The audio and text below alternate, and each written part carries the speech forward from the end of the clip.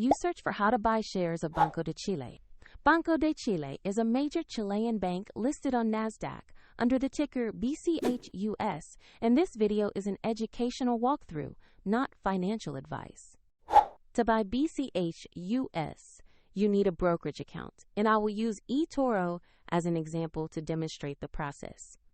After registering, you must verify your account, usually with an identity document, and add funds before you can place a trade.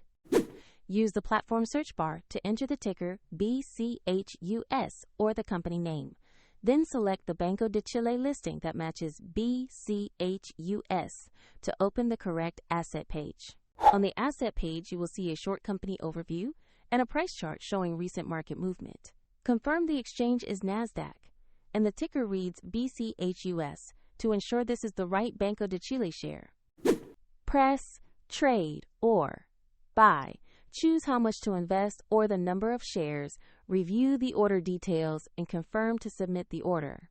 If the market is closed, the order may be queued or placed as a limit, and if you lack sufficient funds, the platform will prompt you to add money before confirming.